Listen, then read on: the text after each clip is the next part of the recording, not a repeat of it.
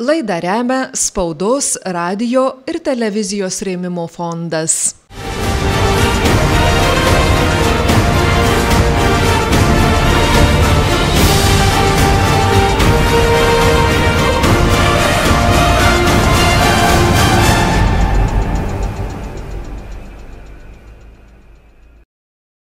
Lietuvos didžiojo kunigaikščio Vytenio bendrosios paramos logistikos bataliono muziejus įsikūręs XIX amžiuje Rusijos caro armijos statytame kariniame miestelyje.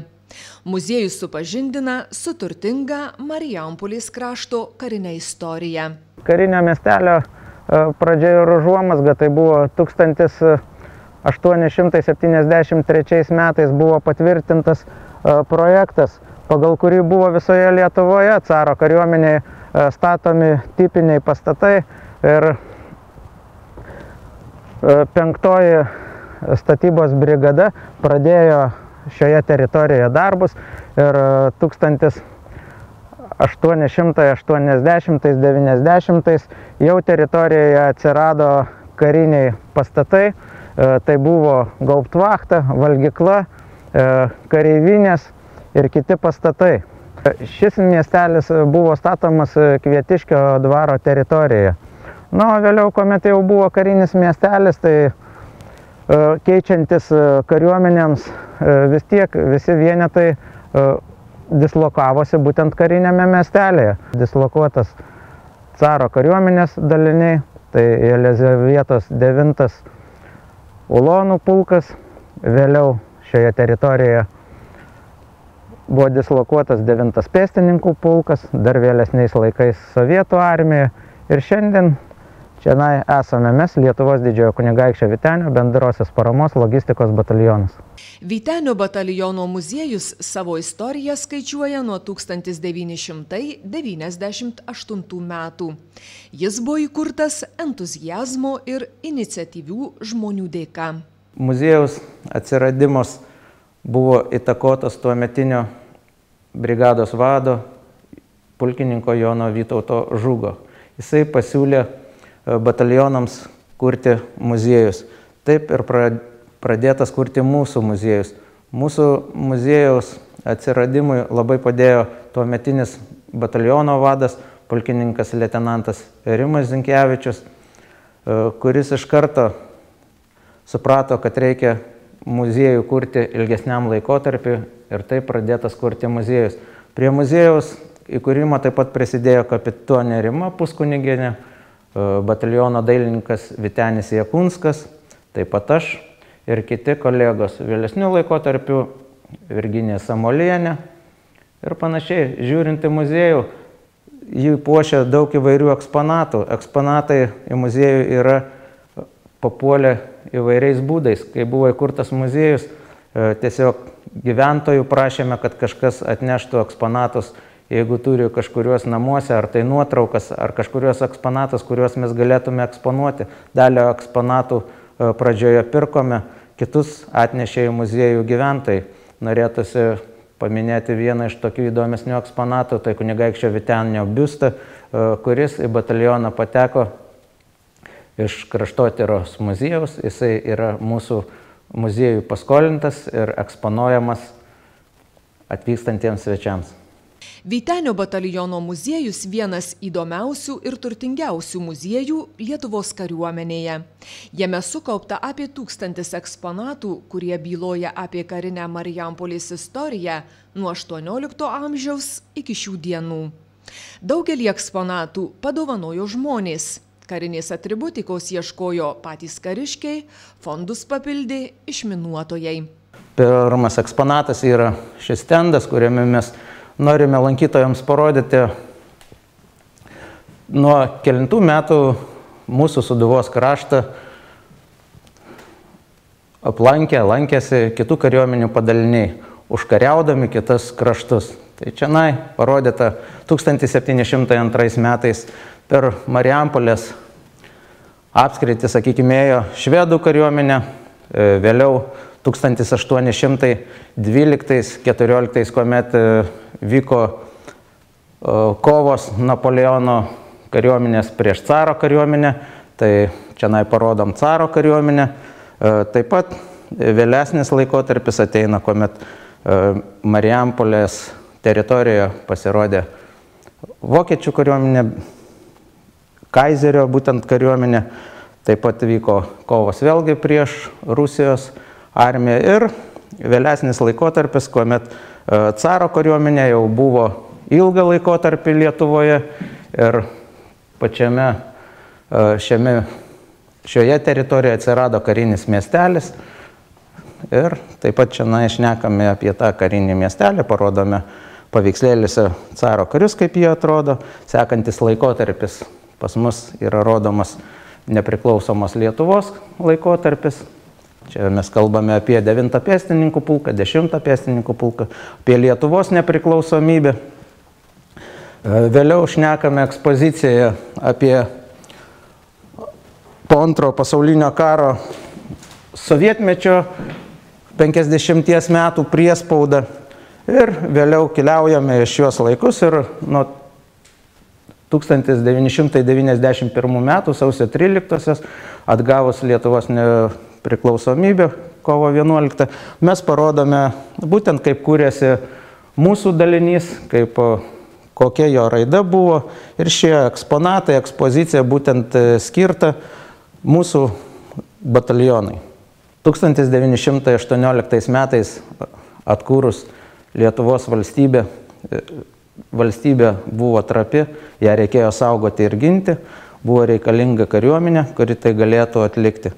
Dėl tos priežasties ir atsirado nepriklausomos Lietuvos kariniai daliniai, kariniai vienetai.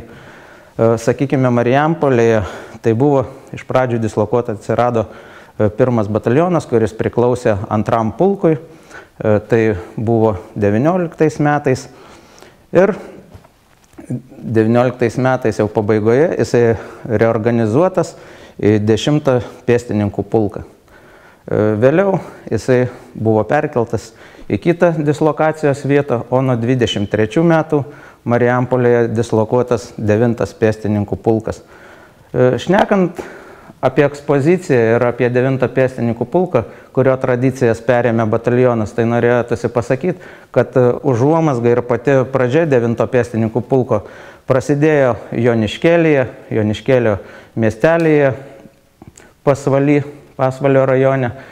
Ir tenai buvo užuomazga tokia, kad susirinko vyrai, savanoriai, kurie kovojo prieš caro kariuomenę, vyrų padaugėjo ir buvo įvardintas, tie būriai buvo įvardinti kaip mirties batalionas Joniškėlio.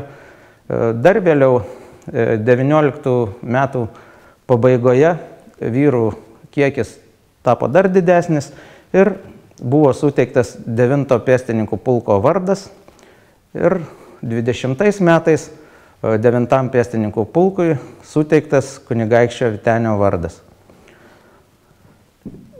Per tą laikotarpį 9 pėstininkų pulkas dalyvavo įvairiuose kovose, tai prieš caro kariuomenę, 20 metais Širvintų Giedraičių kautynėse, taip pat saugojo demarkacijos liniją, pasienį ir nuo 23 metų jisai buvo atkeltas į Marijampolę. 9 pėstininkų pulkui esant Marijampolėje vyko aktyvus gyvenimas. Pulkas dalyvavo visuomeninėme gyvenime, įvairiuose miesto renginiuose. Ir mes šiandien ekspozicijoje taip pat parodom nuotraukose, eksponatais 9 pulko gyvenimo Marijampolės mieste. Vienas iš tokių eksponatų yra tikras eksponatas, tai 38 metų kunigaikščio Vytenio biustas, kurį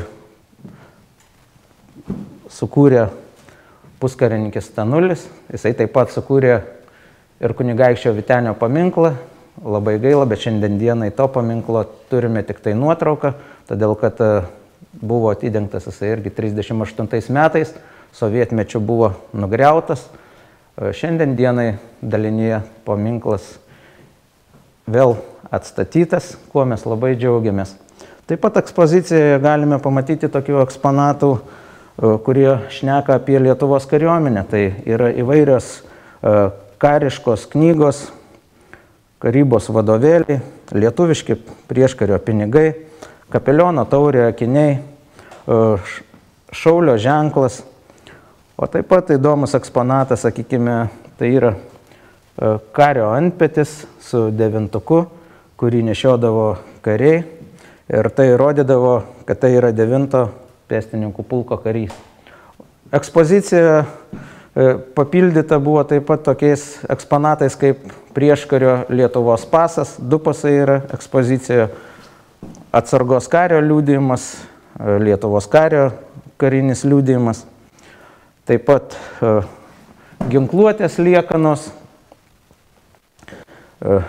šoviniai, stiklinė gertuvė, durklas, akiniai, kuprinė kario.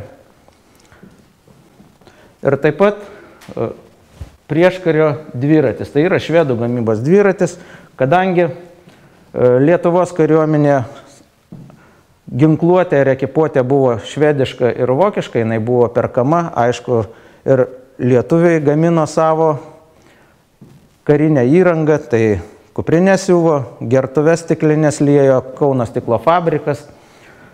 O taip pat, šnekant apie dviratį, sakykime, dviračiai buvo 2 rūšių, čia yra kulkosvaidininko dviratis ir buvo šaulio dviratininkas. Tarp jų buvo nedidelis skirtumas kulkosvaidininko dviračio stambesnės padangos, priekiniai ir galiniai stabdžiai, o šaulio dviračio buvo siauresnės padangos ir buvo tik tai galiniai stabdžiai. Mes taip pat netgi ir nuotraukose galime pamatyti 9 pėstininkų pulko karius važiuojančius šiais dviračiais. Norėtųsi paminėti vieną įdomų faktą, kad 40 metais, birželio 15 dieną, į Lietuvą atėjus sovietiniai armijai, okupavus Lietuvą, 9 pėstininkų pulko kariai Lietuvos prezidentą Antaną Smetoną lydėjo link pasienio iki Vilkaviškio ir vėliau pulkas buvo įsakymų atšauktas ir jie grįžo į Marijampolę į dislokavimo vietą, kur pulkas buvo išformuotas. Taip pat ekspozicijoje mes rodome 10 ir 9 pulko vadus. Bataliono muziejus atspindi ir sovietiniais okupacijos laikotarpį. Čia parodyta, kad po Antro pasaulinio karo būtent Marijampolėje buvo iš pradžių dislokuoti vidaus reikalų tarnybos daliniai, bet nuo 1947 metų Marijampolėje dislokuota 119 garnizono parašutinis desantinis pulkas, kuris Pabaltyje jau skaitėsi pats stipriausias, pats galingiausias ir aišku eina suprasti, dėl ko tai buvo, kadangi tai yra pasienis, Lenkijos siena, todėl čionai buvo sukauptos didelės karinės pajėgos. Ir čionai ekspozicijoje rodomi ne tik tai kariški atributai, ženkliukai, apdovanojimai kariniai, bet taip pat ir pinigai to laikotarpio, pasai, kariniai liudijimai ir taip pat kariški dalykai kaip apranga kariška praporščiko, radio stotis, diržas karinis ir įvairūs kiti dalykai. Kovo 11 atgavus nepriklausomybę, Lietuvos valstybė vėl tampa trapi ir ją reikia saugoti ir ginti. Po 1991 metų sausio 13 įvykių taip pradeda kurtis Lietuvos kariniai vienetai. Taip atsiradome ir mes. Marijampolėje 91 metais buvo įkurta greitojo reagavimo kuopa, kuri priklausė Alytaus kunigaikštienės Birutės batalionai. 1992 metais ši greitojo reagavimo kuopa buvo perkelta į šį karinį miestelį ir perėmė teritoriją ir karinius pastatus būtent iš sovietinės kariuomenės. 1993 m. kovo 1 dieną įkurtas mūsų batalionas ir bataliono vadu paskirtas tuo metu kapitonas Rimas Zinkevičius, šiandien dienai atsargos pulkininkas leitenantas. Tais pačiais metais batalionai suteiktas kunigaikščio Vytenio vardas ir perėmėme 9 pėstininkų pulko tradicijas. Tai buvo ministro įsakymas ir po metų laiko spalio 22 dieną įteikta batalionui kovinė vėliava su šūkiu Amžiais už Vilnių dės galva lietuvis. Kadangi mes perėmėme 9 pėstininkų pulko tradicijas ir simboliką, todėl mūsų vėliavos labai yra panašios 9 pulko ir mūsų bataliono. 9 pėstininkų pulkui kovinę vėliavą įteikė Lietuvos Respublikos prezidentas Antanas Smetona 1929 metais rugsėjo 26 dieną. Kovinėje vėliavoje pavaizduota 9 kampų žvaigždė, kuri simbolizuoja 9 pėstininkų pulką. Žvaigždėje atvaizduotas kunigaikštis Vytenis. Aplink žvaigždę 9 pėstininkų pulko šūkis Amžiais už Vilnių dės galva lietuvis, kuris simbolizuoja tą laikotarpį, kuomet 9 pėstininkų pulkas kovojo Vilniuje prieš Lenkus už Vilniaus kraštą. Tie patys simboliai ir atributai pavaizduoti ir mūsų vėliavoje. Ta pati 9 kampų žvaigždė, kunigaikščio Vytenio atvaizdas, 9 pėstininkų pulko šūkis. Tik mūsų vėliavoje yra atvaizduota dar saulė, žaibas, mėnulis, žvaigždės ir taip pat 9 pėstininkų pulko simbolika. Taip pat ekspozicijoje parodomas plaktukas, kurio pagal kariškas tradicijas prikalama kovinė vėliava prie koto ir sąrašas žmonių, kuriem buvo suteikta garbė vėliavą prikalti prie koto. Tai krašto apsaugos ministras, tuometinis brigados vadas, kariuomenės vadas, bataliono vadas, bataliono karininkai, o taip pat ir šauktinis karys bei bataliono dailininkas. Ta pačia proga buvo įsteigtas ir Lietuvos didžiojo kunigaikščio Vytenio garbės ženklas. Jo apdovanoti 59 asmenys, 99 metais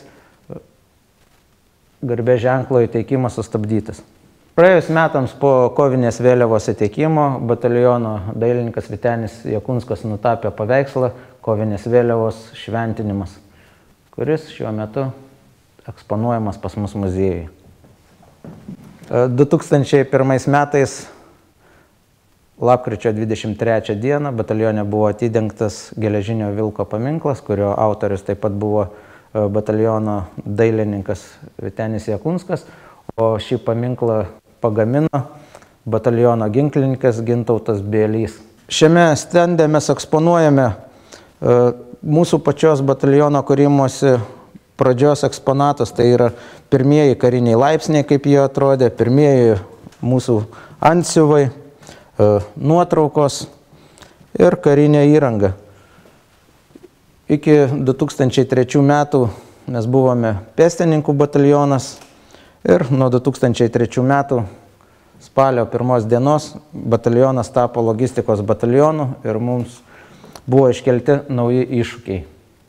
Tarptautinių operacijų eksponatams yra skirti 2 stendai. Juose gausu monetų, aprangos detalių, dokumentų iš Afganistano, Kosovo, Irako, Pakistano, šalių, kuriuose vyteniečiai dalyvavo tarptautinėse misijose.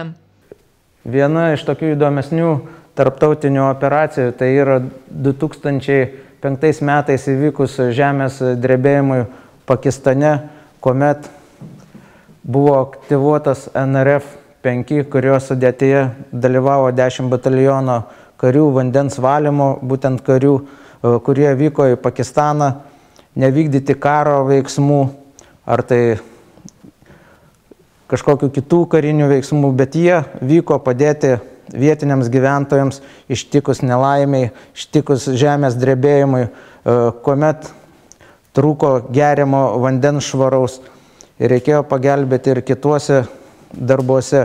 Mūsų vandens valymo vienetas valė vandenį, kuris buvo labai reikalingas gyventojams, o taip pat atliko ir kitus darbus. Viena iš ekspozicijos dalių pas mus yra skirta buvusiems bataliono išminuotojams. Kuomet mes buvom pėstininkai, turėjom išminuotojų būrį ir jie vykdė Marijampolės apskrityje išminavimo darbus.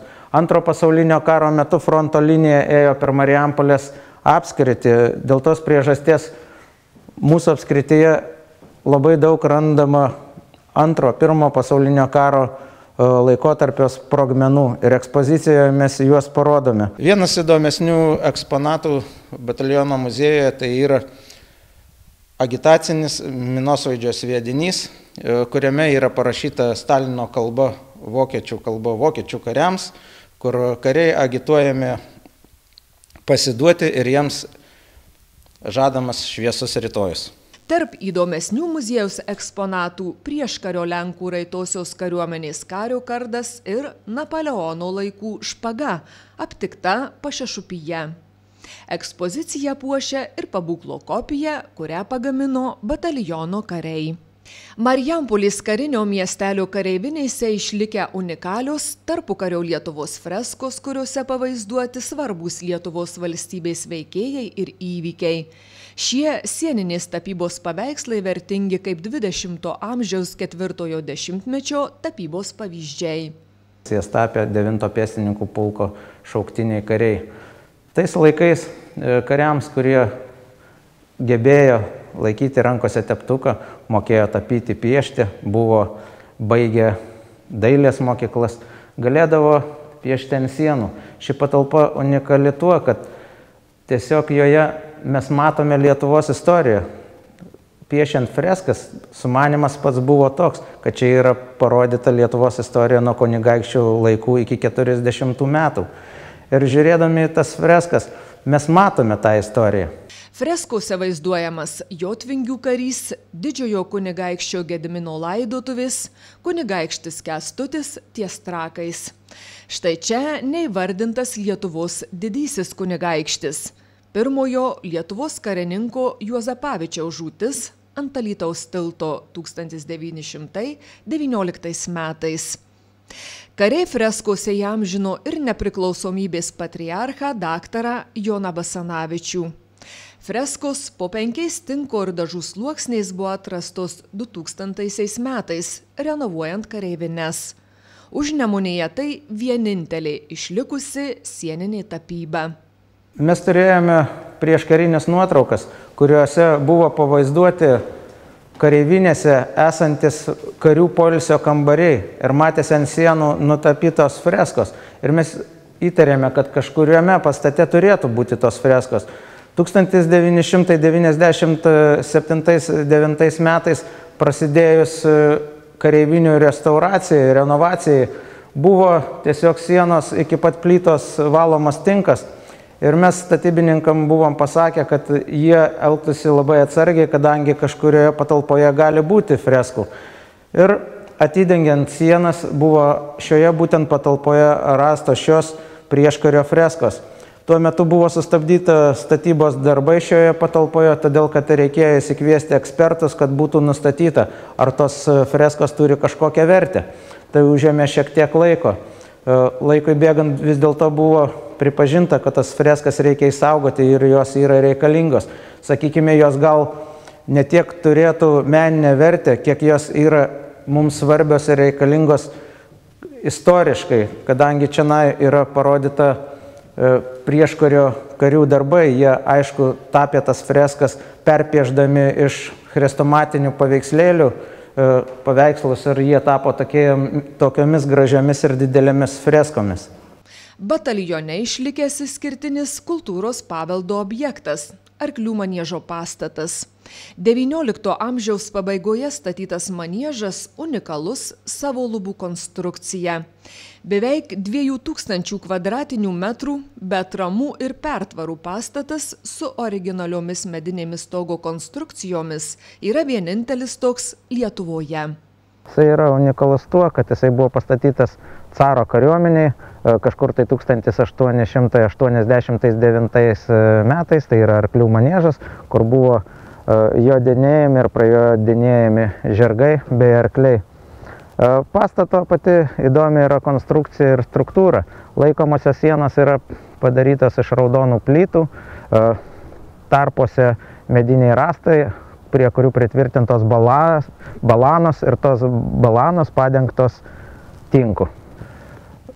Didžiausias pastato unikalumas yra tame, tai būtent stogo konstrukcijoje, kuri yra labai unikali, nes panaudota labai daug medinių rąstų ir didžiausią įspūdį sudaro tai, kad tai yra labai didelis plotas.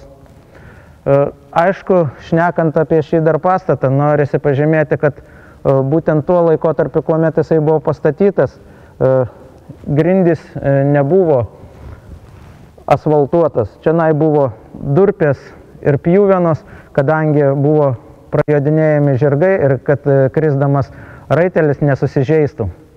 Prieš Antrąjį pasaulinį karą Vytenio bataliono parkas buvo viena gražiausių ir labiausiai lankytinų vietų Marijampolėje.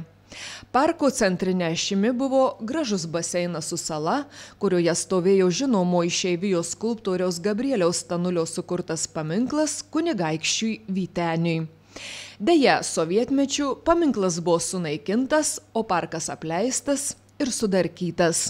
Istorinis teisingumas atkurtas 2009 metais. Tuomet buvo sutvarkytas parkas, o už miestelėnų paaukotas lėšas iškilo Vytenio paminklas. Jį pagal išlikusią istorinę medžiagą atkūrė marijampolietis skulptorius Julius Narušis.